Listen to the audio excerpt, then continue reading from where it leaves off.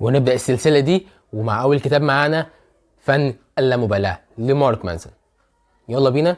وادي أول فصل. أول فصل يا سيدي كان بيقول لك لا تحاول. إيه ده يا عم مارك؟ لا تحاول. تعالى بقى أفهمك عم مارك كان بيقول لك إيه. لا تحاول إنك تهتم بكل الحاجات اللي ملهاش لازمة في حياتك. لا تحاول إنك تهتم بكل التفاصيل الصغيرة في حياتك. ما تهتمش بيها، كبر دماغك. تعالى أقول لك مثال.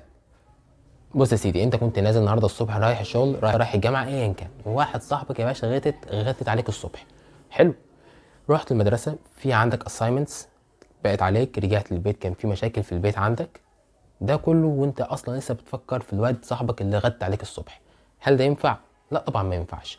لازم تركز في الحاجات اللي ليها اهميه عندك. المشكلتين الاولانيتين. حلو.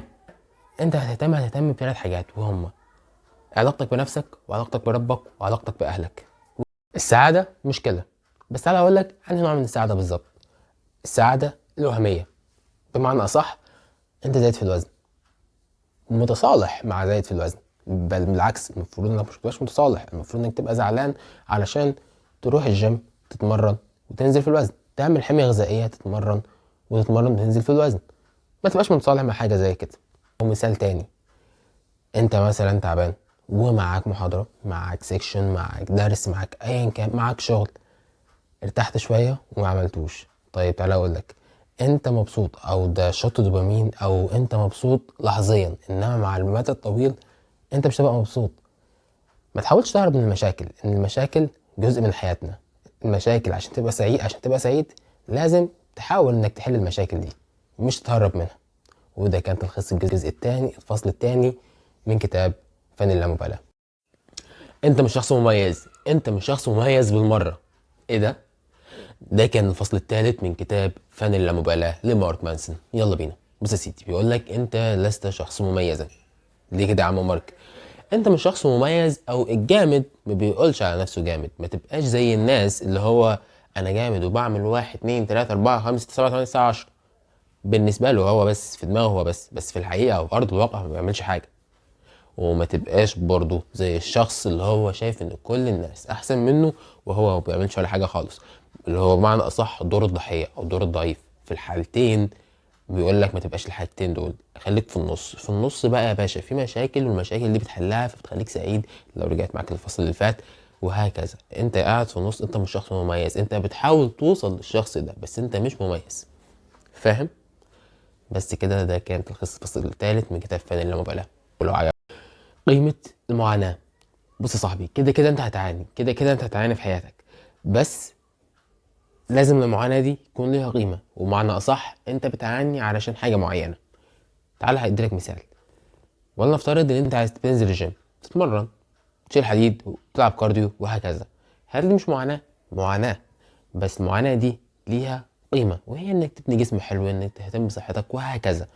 كل حاجة في الدنيا ليها قيمة، والقيمة دي عشان توصل لها فانت بتعاني.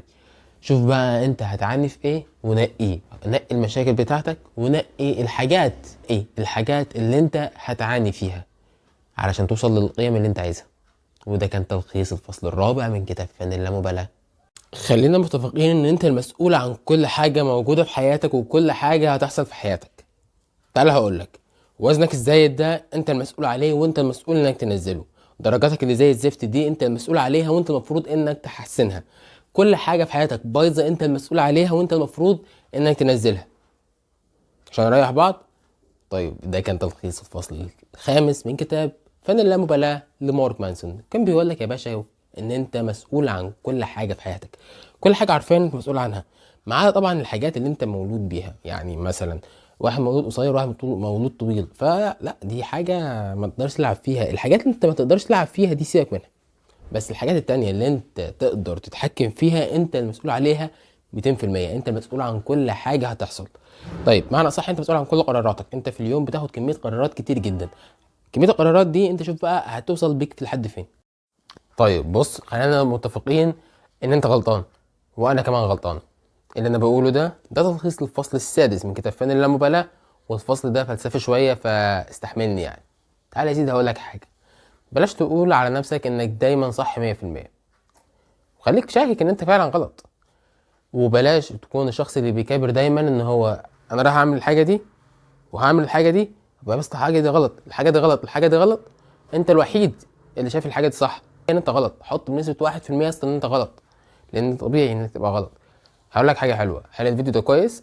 كويس من وجهه نظري حاليا كويس. بعد 3 4 شهور هرجع اشوف الفيديو ده تاني واقول لا، مين اللي عامل الفيديو ده اصلا، وايه اللي خلاه، وازاي الفيديو ده نشرته، وهكذا. اللي بيحصل كالتالي، انت بتكون غلطت فانت صححت غلط، يعني قللت الغلط ده شويه، وهكذا وهكذا وهكذا.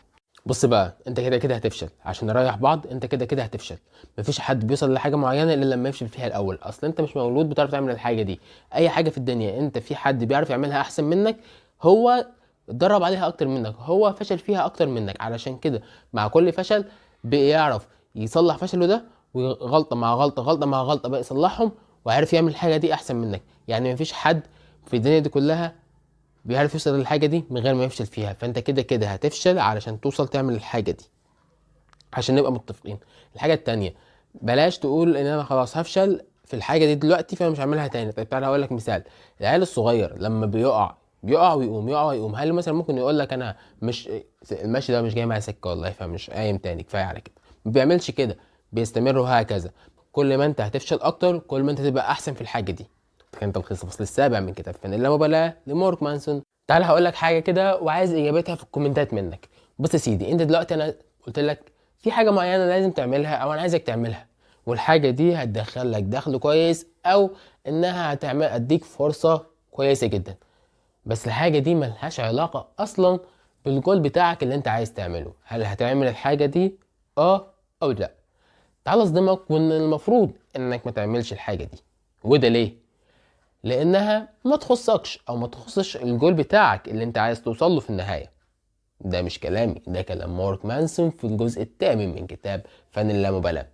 طيب ليه انا بقول لك كده؟ علشان لما انت محدد لنفسك جول معين انت عايز تعمله، لازم تقول لا لاي حاجه توقفك عن انك تعمل الجول ده، وفي النهايه ستموت. شفت بقى في الكلمه دي؟ ده كان الفصل التاسع والأخير من كتاب فن اللامبالاة لمارك مانسون. تعال بقول لك بقى يعني ايه وفي النهاية ستموت. شفت اللي احنا كنا بنحكيه من أول فصل ده لحد دلوقتي، وهو انك ازاي هتعيش حياة أحسن، صح كده؟ وفي النهاية ستموت. بمعنى أصح كده كده احنا ميتين، دي حقيقة يعني ايه ما بيخالفش عليها حد. طيب انت هتموت وانا هموت، فايه رأيك هنموت من غير ما نعمل ولا حاجة في حياتنا، ولا نموت واحنا عاملين حاجات في حياتنا؟ اصل بص انا معاك، في ناس ممكن تقول لك هو ليه اعمل حاجة مع اني كده كده ميت؟ طب ما انا لما انا اعمل حاجة باني كده كده ميت برضه اعمل حاجة في الحياة دي. فهو ده كان تلخيص للفصل الاخير، اللي هو اعمل حاجة في حياتك، اعمل قبل ما تموت علشان الناس تفتكرك بيها. سلام.